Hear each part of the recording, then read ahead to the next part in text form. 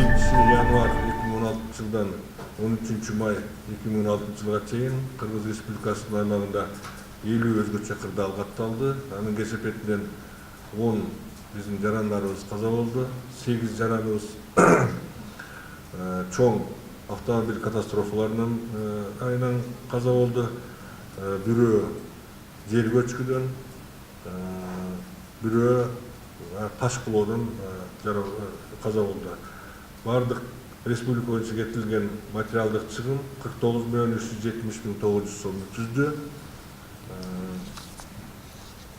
Негизги өзгөчө кырдаалдардын көпчүлүгү 50%-тен жогоркусу акыркы мына 1,5 айдын ичинде болгон селдерден пайда болду. Ал айта турган болсок, бул 50 өзгөчө кырдаалдын 27-си ошо селдерге туура келет. Бул 50%-дан жогору жагы болуп эсептелип атат.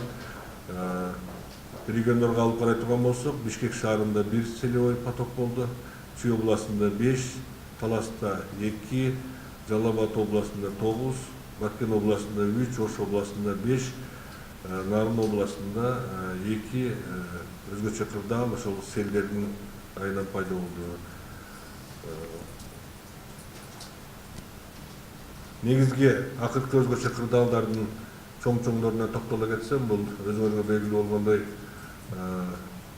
акыркы мезгилде жаз мезгилиндеги жер көчкүлөрдүн активдешүүсүнүн кесепетинен пайда болгон жер көчкүлөр. Андан сырткары 3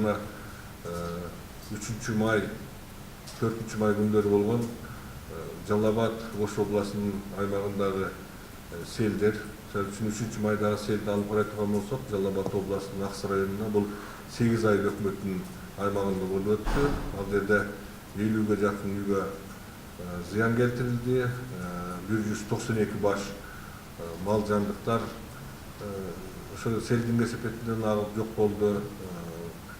Андан кийинкиси мына көчкү бир эле айыл аймактын бир айдын тегерегинде бир нече чоң-чоң көчкүлөр болуп өттү. Ошонун кесепетинен 7 үй көчкүнүн алдында калды. Бирок ошол көчкүнүн алдында калган үйлөрдү алдын ала бир жума мурун көчүрүп чыгарып кеткенге мүмкүнчүлүк болду.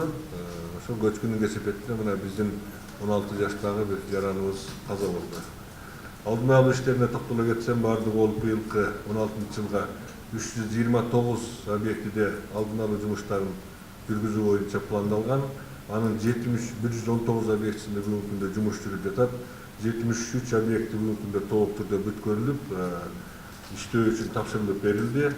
Эгерде биз жылдын аягында 329 объектинин бардыгын бүтүрө турган болсок, бунун натыйжасында 21.612 биздин жарандарыбыздын үйү, 11.295 гектар айыл чарба жери, 90 км ички чарбалык жолдор, 17 мектеп, 5 оорукана, 6 көпүрө, 1 гидропоз, 510 метр тосуучу дамба, 860 метр коллектор деген айтык тармактар корголот.